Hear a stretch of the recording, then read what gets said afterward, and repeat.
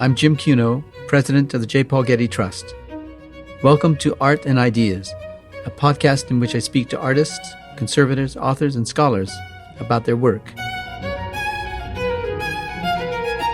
You could easily say, I can't believe Rubens held such sway deep into the 18th century in Latin America as a touchpoint. Wow, that's profound. But that to me is much less important than rethinking fundamental categories of picture making. In this episode, I speak with Aaron Hyman about his new book, Rubens in Repeat, The Logic of the Copy in Colonial Latin America.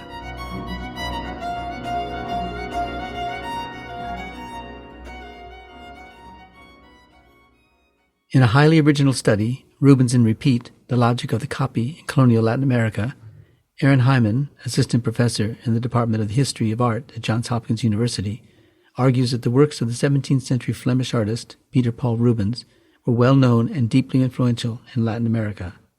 I recently spoke with Aaron about his book, published by the Getty Research Institute. Thank you, Aaron, for speaking with me today.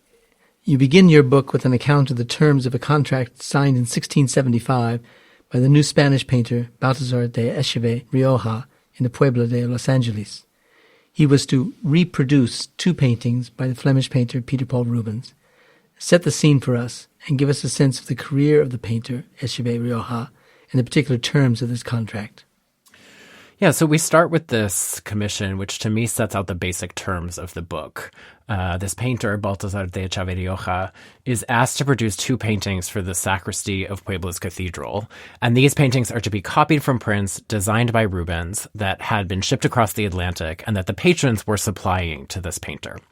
And in this case, Baltasar de Echeve Rioja signs directly onto the prints themselves, and the notary involved in drawing up the contract certifies this, meaning that the prints effectively function as a type of guarantee of what the final paintings are going to look like, what it is exactly that the patrons are going to be receiving. So that's kind of one key piece of this book, prints being sent across the Atlantic from Europe to Latin America, and artists then taking them up, sometimes of their own volition, other times because of a commission, and then using these designs, copying them, we could say, to produce works of art in other media. There's another reason that commission is particularly emblematic to me and why I wanted to start the book in that spot with these particular Rubens compositions, a series that was about the triumph of the Catholic Church. Baltasar de Echeve Rioja was asked to use these prints to make paintings, but this was not the reason that Rubens himself designed these compositions. He created sketches, oil sketches, and then his workshop produced much larger cartoons that served as the basis for a tapestry production. Rubens is working in his home city of Antwerp. The tapestries are woven in Brussels, and they are sent to the convent of the Descalzas Reales, an important convent in the heart of Madrid. This was all done at the behest of Isabella Clara e Eugenia, who was daughter of Philip II, King of Spain, and governor, at least for part of her life, of the southern or Spanish Netherlands. So these compositions and their movement was important for me to start with them because they connect various Spanish geographies of the period. The southern Netherlands, present-day Belgium, which people don't often think of as a Spanish territory, but was a critical European holding of Spain's during the period and also a main printing center in Europe, the heart of imperial power in Madrid, and through their movement and copying, cities like Puebla and other important cities in places like the Viceroyalty of New Spain and the Viceroyalty of Peru, present-day Mexico, roughly, and the present-day countries of Bolivia, Peru, Chile, and Ecuador. Was Rubens the only painter with a contract like this?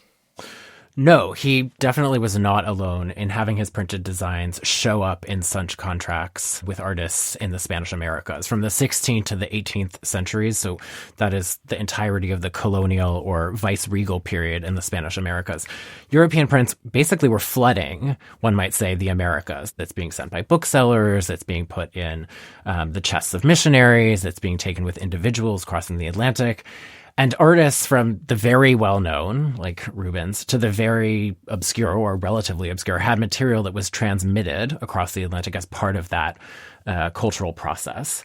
And the practice of copying or conforming, as I choose to frame it, to such prints was so common that now you can walk into really any church or museum in Latin America and find a work of art that matched or matches a European printed source. So this is really a vast phenomenon that the book uses Rubens to focus in on an aspect of. Why was Rubens so prominent as a provider of this material? Rubens is important as a provider of this material for several reasons. On the one hand, he is emblematic of a kind of Catholic counter-Reformation style in this period. So the book looks really 1650 to 1750 roughly. Rubens returns from Italy early in his career to a landscape in Antwerp that has been decimated by waves of iconoclasm at the end of the 16th century. And he forges this very effective counter-Reformation style, and those works are then reproduced in prints. So there's, on the one hand, his kind of preeminence as a figure, his effectiveness as a stylistic manipulator, his ability to communicate important tenets of the faith, and then the fact that Antwerp itself is a dominant print center in Europe and thus is really reproducing his works at an astounding and astonishing rate. Did Rubens benefit personally from such contracts, as did, I gather, Echeverría? So Rubens didn't have much to gain from this. Indeed, by the time most of the designs he made were used in this way in the Americas, he was dead. But an artist like Echeverría had a lot to gain. There was obviously financial gain. In the case of that commission in Puebla de Los Angeles, one of them is actually over 25 feet tall. So these are big, expensive pictures. But Puebla Cathedral as a commission was also an extremely prestigious place to paint. And this places this practice of copying from European prints at the very center of artistic achievement in the Americas, which is something I think, many art historians, or just most of us more generally, would instinctively resist, would instinctively think of copies as being bad or less than or deprioritized in comparison to an original. Art historians are certainly no exception around that kind of thinking. So that's a really important stake of this book for me, is to reconfigure how we understand the status of the copy within artistic practice, sort of more broadly conceived. I should say, though, Rubens himself didn't benefit from necessarily this kind of commission, but there were other actors, European actors, who benefited tremendously. So printed production itself is inherently collaborative. Rubens may have designed an initial composition, but that design, if it's painted or drawn or sketched, would have to be engraved or etched so as to reproduce it on paper. So there's a practitioner of the graphic arts that's benefiting from this. And then in most cases, the copper plates that are engraved or etched are owned and then published by a publisher who's responsible for printing them and bringing them to market. And those people have a great deal to gain from Spain having transatlantic connections and overseas territories in this period. And indeed, it was that kind of export market that kept Antwerp's art scene so vibrant or really thriving in this period. And that's another stake of this book, which is to suggest that the Americas are really critical to Europe's own artistic success and achievement in this period. You mentioned the scale of the paintings that resulted from the transfer of the print. They were much, much larger than the prints themselves. So there was a tremendous amount of sophistication associated with the process of taking a print and then turning that into a painting. What do we know about the process and how it was executed there and who was executing it? What kind of training did Echeverría, for example, have? Do we know anything about that? It's so tricky. We know very little about artists and their training in the Americas. And this is one of the things I wrestled with probably most in doing the research for this book, was an incredibly uneven source base between European artists of this period, so the 16th, the 17th, the early 18th centuries, and their Latin American counterparts. So for an artist like Rubens, we have multiple volumes of letters that he sent. We have contemporary and near contemporary criticism about his work. We have complaints from patrons. We have celebration from patrons. We have a pretty robust sense of how his workshop functioned. And we really don't have any of this kind of information for artists working in Latin America. And that's really tricky as an art historian. And what it meant was that I really had to be working from the objects themselves, which is something that art historians say a lot. We start with the object. But in reality, to be faced with an object around which there's very little text is a tremendously tricky thing as an art historian. Well, what role in this process did the Catholic Church play? the majority of the art in this book is religious. So the church is an important force, although generally at the level of individuals who act as patrons, whether those are really high-ranking ecclesiastical officials or they're individuals who are commemorating themselves in religious spaces or decorating the walls of their own convents. But equally important in this is Rubens himself as this kind of premier counter-Reformation artist whose work was totally definitional to the interests of the church in this period as it defined itself against the Protestant Reformation of the previous century. When he returns home to Antwerp after being in Italy at the beginning of the 17th century, he's basically rebuilding a religious space that had been decimated by iconoclasm. And he forges a particularly effective mode of representation that comes to enjoy a certain kind of imprimatur within the church. And there's the mere fact of also having had his work reproduced as prints, which means they come under the eyes of inquisitors and other kinds of ecclesiastical officials.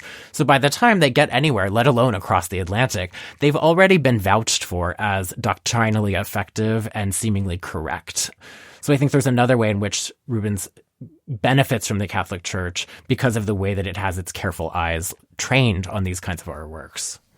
Now, you asked the questions, how did colonial Latin American artists understand the act of working from European prints, and how did contemporary audiences value or not value the resulting objects? These are big questions. Let's take them one at a time. First, how did colonial artists understand the act of working from European prints? So I think, one thing to say here is to sort of try to get clear on why answering those questions is difficult to begin with. For what were the Spanish Americas during this period, the art historian faces a near total lack of records for colonial artists. That stands in really stark contrast to Europe in this same period, where you have European artists offering up massive caches of letters, personal documents, where there's a lot of contemporary or near contemporary writing about this kind of production. And, we have no cognate sources like this for Latin American artists, no letters between artists and their patrons, no contemporary art theoretical texts, very few preparatory materials, and even the prints themselves. So those things from which artists work that might have given us some kind of material indication of working practice, those are almost entirely gone. They've almost all vanished. So Latin American archives offer very little for us in terms of the lives and working methods of colonial artists. And in this book, I had to try to reconstruct that process, reconstruct artists, their modes of working, looking, and thinking, principally from the finished works themselves, the final works that conformed or that I could match up with European prints, and the ways that those final works were then installed, the way they exist in situ. And additionally, from some seriously unforthcoming, extremely tedious archival documents, like routine contracts that don't seem like they would offer us all that much. That's not going to tell us how artists felt, which maybe is kind of some of the presumption behind that kind of a question, but it will tell us how they navigated in a field of copies where their own work would be configured by and set in relation to works of art from afar, and those that had been locally produced and that had set out some of the stakes or the kind of groundwork against which they were going to make their own marks on the pictorial landscapes that surrounded them. Yeah, I'm probably asking questions that can't be answered. But did the local artists who were given the commission to make a painting after a print, for example, a print by Rubens, did they have any sense of the European reputation of the artists with whom they were working or for whom they were working? Yeah, it's a really good question, and one that, I thought would be a kind of simple thing to answer. It sort of seemed like it would be. But let's take a place like Mexico City for an example. The preeminence of Rubens within works of premier artists in Mexico City at really important sites, like the cathedral, suggests that they indeed understood him to be particularly important as a touchpoint. And one imagines this was because they thought he had a kind of primary position within his own context. It's really, really hard to get at that because of a lack of writing from these artists, despite the fact that they mobilized Rubens's compositions to such amazing effect. What we do know is that some important art theoretical texts of this period circulated in the viceroyalties, and particularly in very cosmopolitan places like Mexico City. And what was interesting to me was to go back to those sources, ones that I've read, many times as an art historian, and to read them very neutrally and with the question in mind, like, if this is what you know of Rubens, what do you think of him? What do you really know when you read one of these kinds of sources? So, for instance, if you go to Francisco Pacheco, who's the preeminent Spanish theorist of the period, and his 1649 Arte de la Pintura, and you look to Rubens, he has all manner of discussions about Rubens's fame and notions of his ingenium, that is to say, his sort of creative capacity to invent. But he also includes this quite sizable section, a really large portion of his life on Rubens, about Rubens' trip to Spain and his time copying paintings after Titian in the Royal Collection. Now, we as art historians have all manners of kind of explaining away that practice of copying to see it as a form of emulation by which you outdo your rival through this practice of copying and internalizing their compositions so as to reinvent them or do them better. But if you look at that text neutrally and carefully, this is a text that really just tells you that Rubens was a great copyist and that he was doing that alongside his process of being extremely inventive. And I found that totally fascinating because it mirrors almost precisely the artistic practices in Mexico City, where you have artists inventing and citing really carefully from Europe and placing those inventions in frames, sometimes like quite literal frames, sitting side by side with what we might term mere copies. And it can be hard for art historians to inhabit that kind of a space, to sort of free yourself up from so much of the historical baggage and the weight and reputation that comes attached to a name like Rubens. But I felt like that was the task of forgetting that was a really important part of this project. And in terms of trying to think about what it meant to know someone or to know anything from across the Atlantic. Yeah, you wrestle with the term copy when referring to works of art made after the original. Yeah. Copies itself is actually not a word that's used so often in contracts or accounts of this period. Art historians have and would tend to call the works that I explore in this book works made after European prints, ones that they could match up to European prints visually, copies. But in period documentation, when a patron was going to ask an artist to make a work using a print, they specified that the artist was to conform to the print that was given. The language that shows up in contracts is usually something like conforme a la estampa que recibe. And in this, I think what's interesting is that patrons are implicitly acknowledging that there was going to be a difference between a source and a final work of art. There was going to be a change in medium. There was going to be a massive change in scale, in color, namely that there was going to be some, right? Prints are often black and white. They didn't want another printed object. They wanted something else. And so they don't speak of copying. They don't speak of replication. They don't speak of reproduction, our words for this. What they wanted was something that conformed, namely that shared forms. If we're looking at the Latin root of the word conform, it's to share forms of the model work. And this was principally defined, I think we can interpret from the products that resulted from this practice, in terms of major figural groupings or motifs. So you have an artist, you get a print, they have to dissect the figural groupings and, in effect, reconfigure them on the picture plane, move them around, whether that was to fill a wide canvas or compress them in order to fit into an alternative format. So those resulting works of art are not then some sort of strict copy or some form of replication, but instead what I call in the book conforming copies in an attempt to capture exactly what you said, some of that process of what it meant to produce them and what it was exactly that artists were doing when they worked from a print, which was namely to make a work that shared formal properties.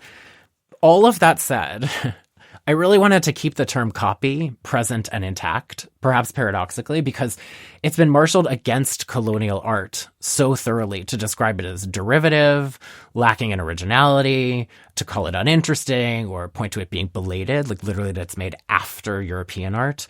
So conforming copy as a term works for me to sort of precisely describe in period terms the practice, while also reclaiming or redeeming this type of artistic production in the face of certain biases around originality. Well, tell us about the term colonial artist. And was it a term given only to artists working in the colonial enterprise, or was it used already in the 17th and 18th century to distinguish local from European artists? Who used that term?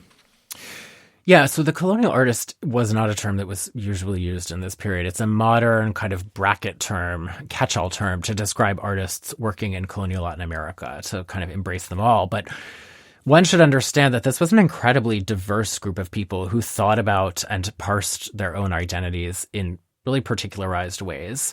In certain parts of the Americas, they had guilds. And those guilds often fractured across ethnic lines, so excluding certain people of mixed caste, they would say, or a kind of proto-racial category, and coalescing artists in certain kinds of regional centers, so Mexico City or Lima or Cusco.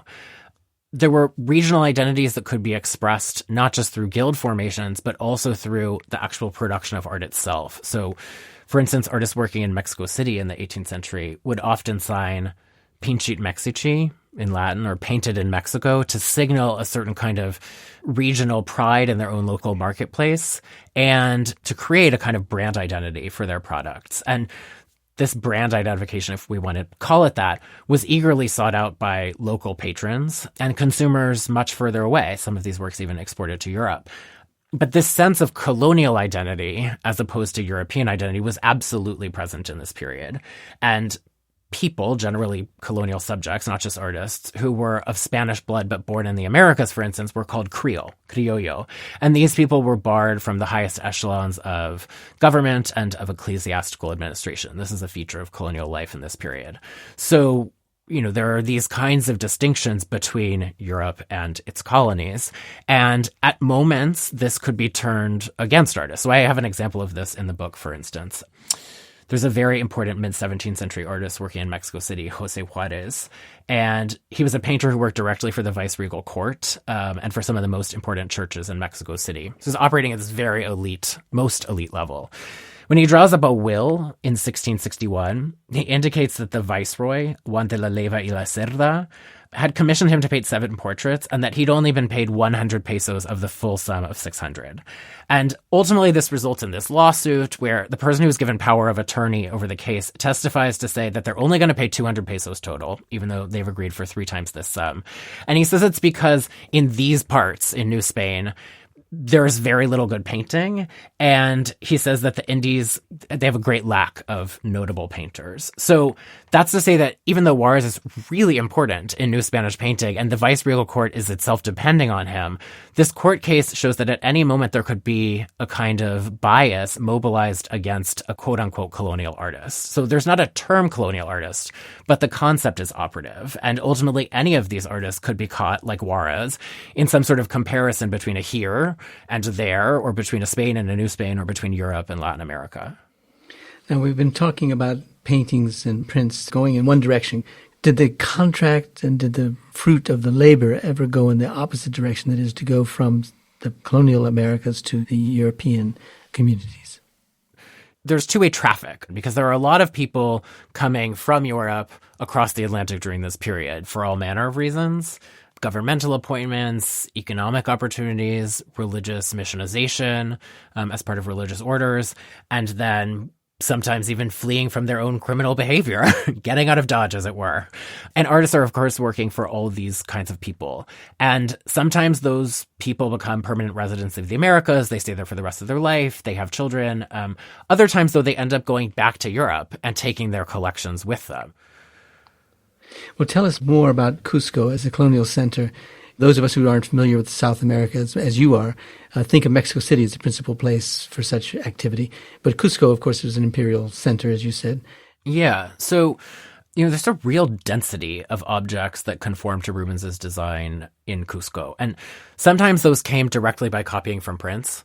But more often, artists were asked to copy, and this is something I discovered in archival contracts. They were asked to copy from already existing works in the city, and then to copy from those already existing copies in the city. And those chains of copies effectively severed Rubens from his own products, and at times turned his works into designs that were, instead of being recognized as Rubensian or as from Rubens, were seen as paradigmatic of the city of Cusco itself, rather than even European.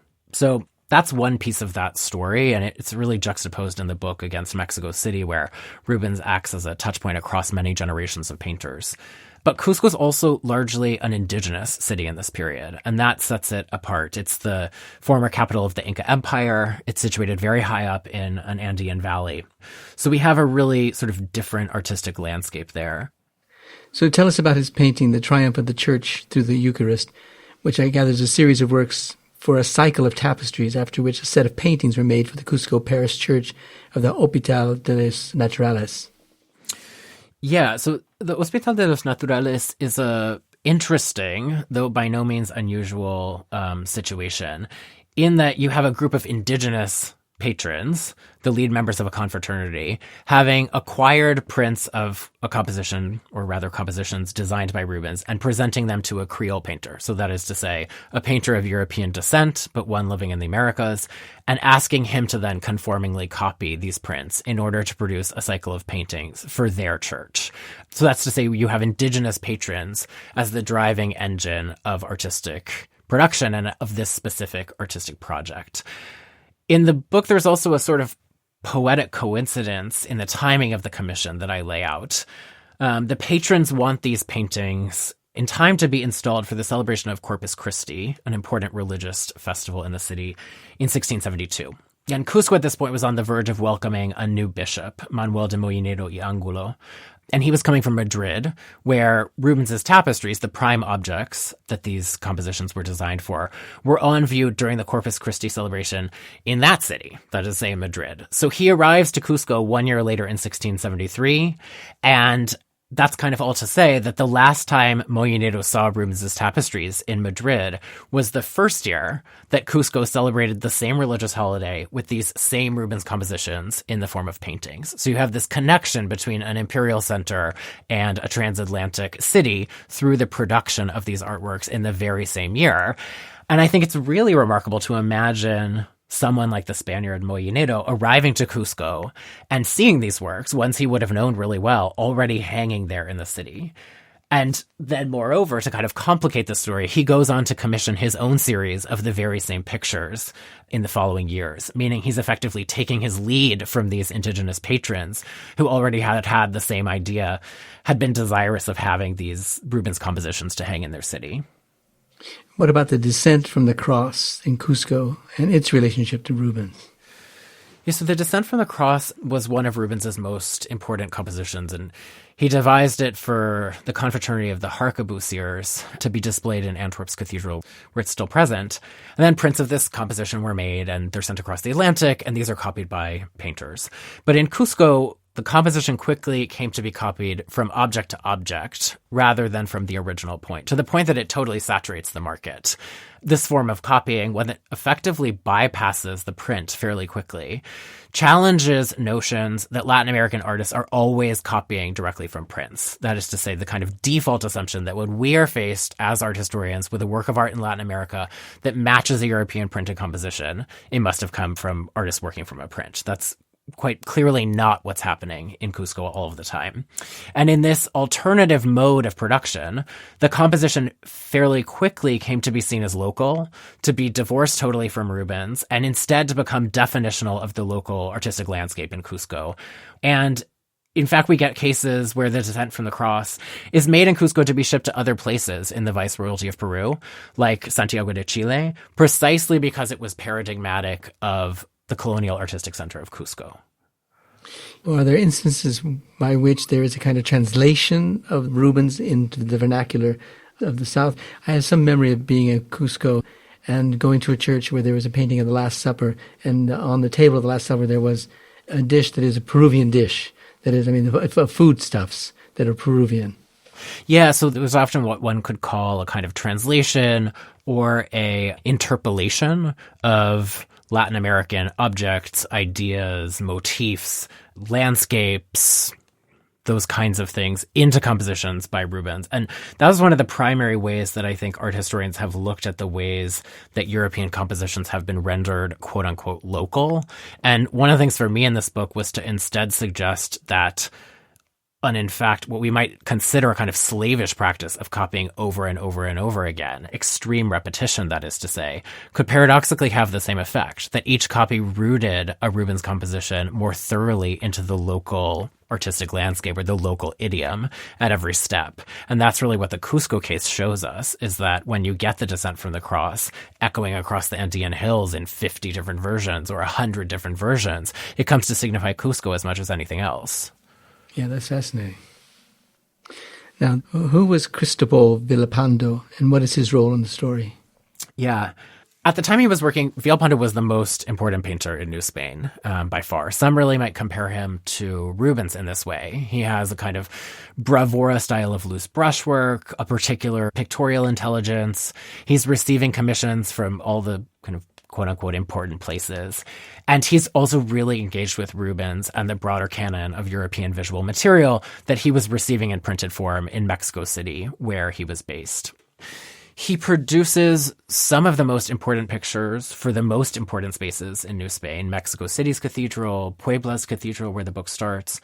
These are really, really masterful paintings of exceptional technical and stylistic achievement that rival any other artistic production in colonial Latin America. And these compositions are really, really intricate in their citational plays with European sources. There's a kind of profound mixing and matching and a kind of witty juxtaposition of sources.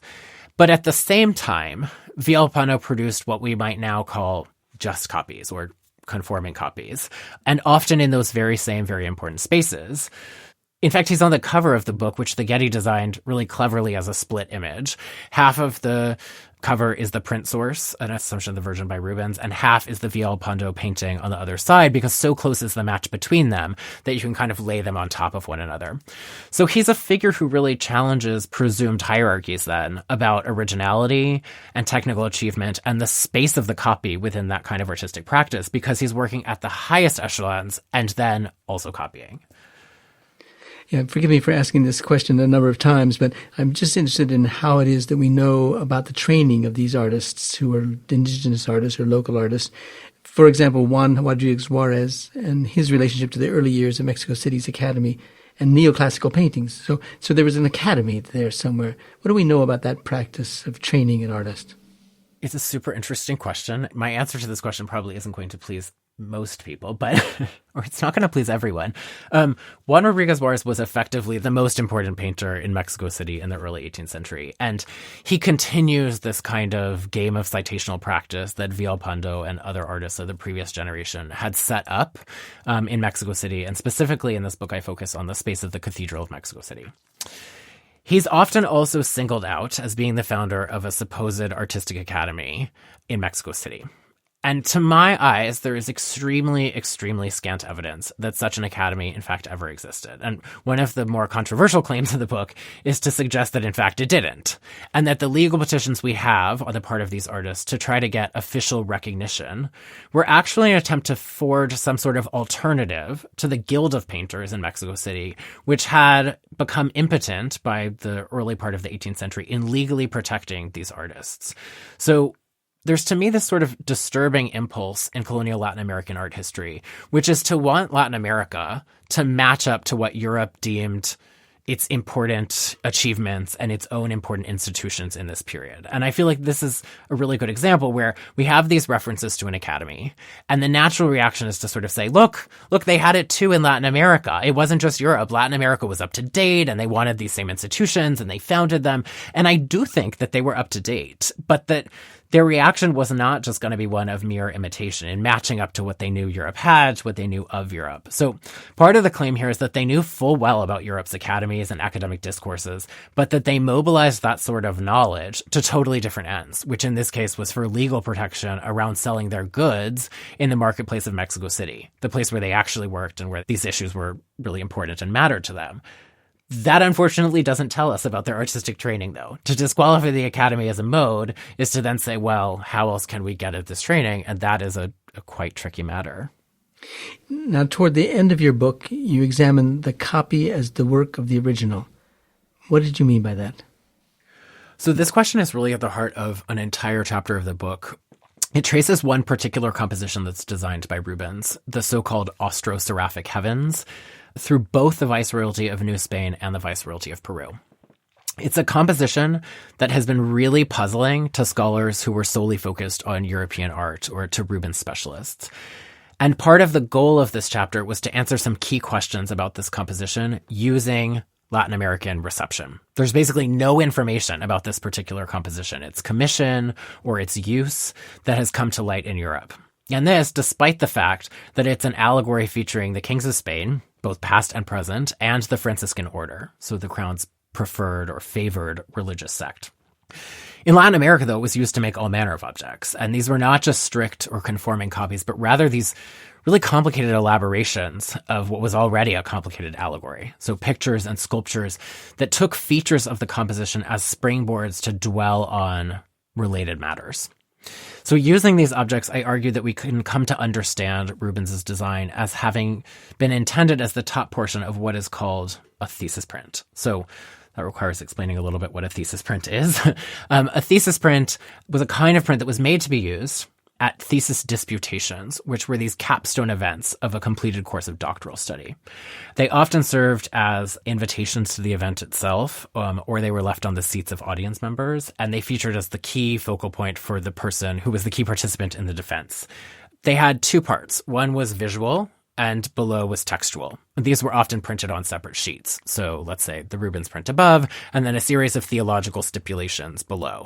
And the student would work through each of these theological stipulations, let's say a defense of the Immaculate Virgin, and he would, and it was usually he, it was always a he would have to work through the first idea and use the object above, the print above, in this case Rubens's print, to comment on this stipulation and to debate about it with his advisor.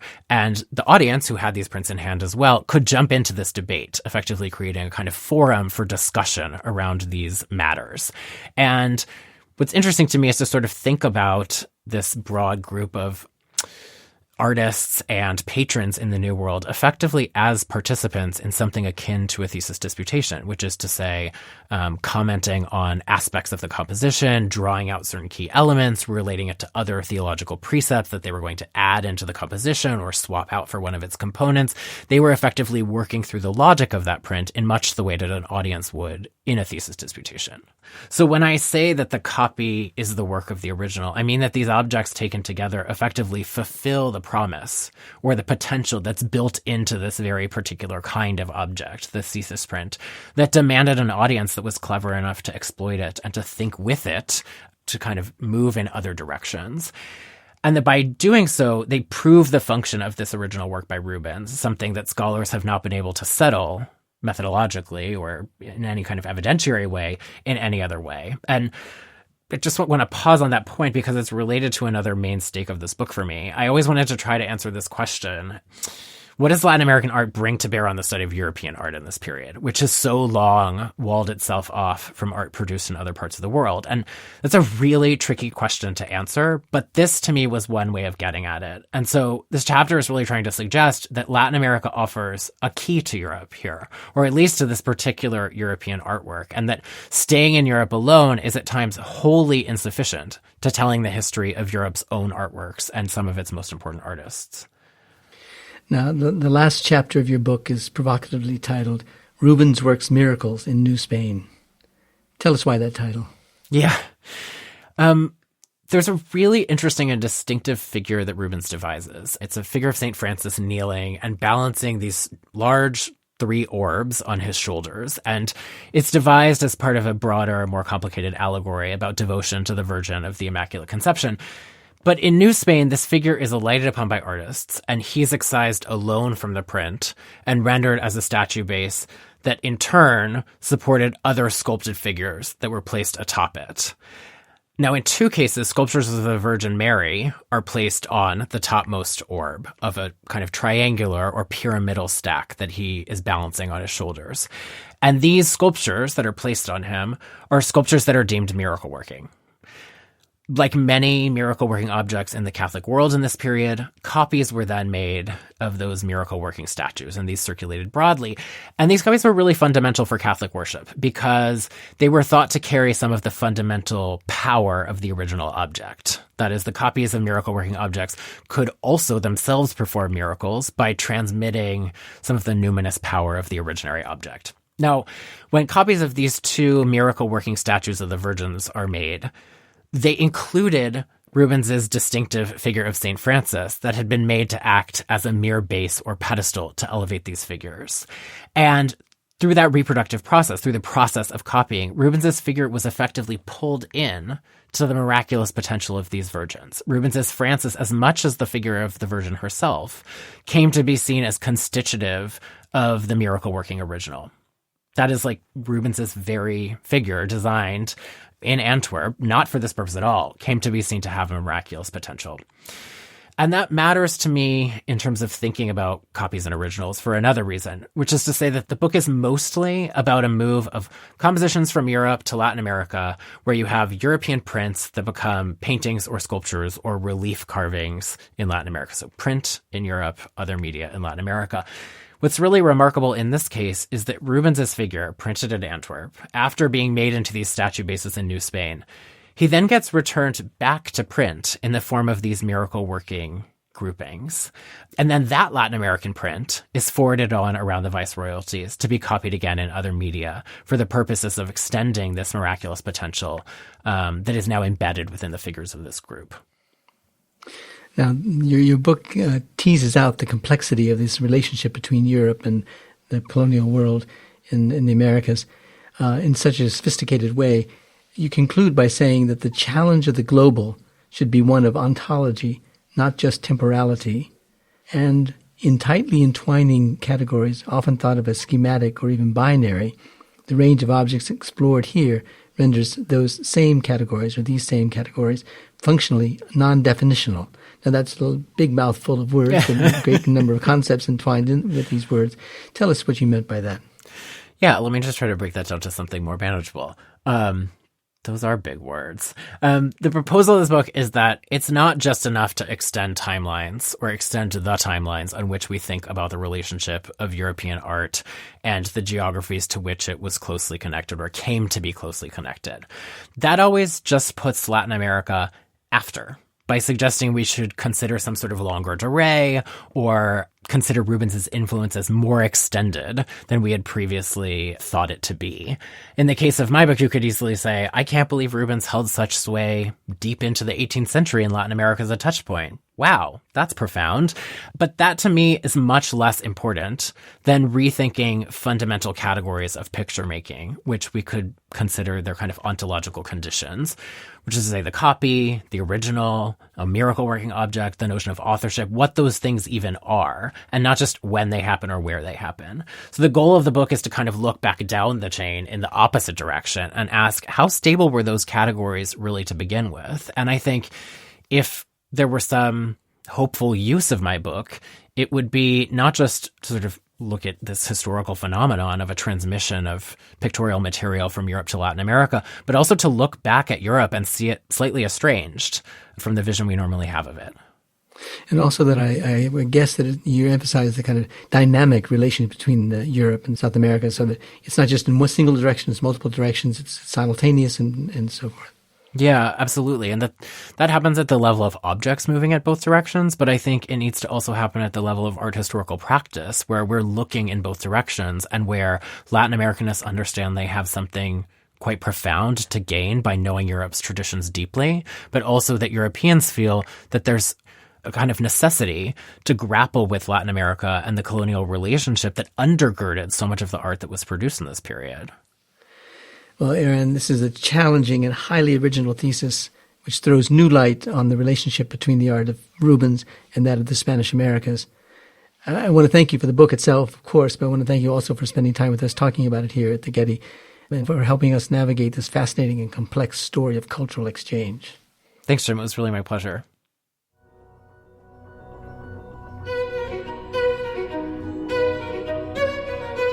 This episode was produced by Zoe Goldman, with audio production by Gideon Brower and mixing by Mike Dodge-Weisskopf.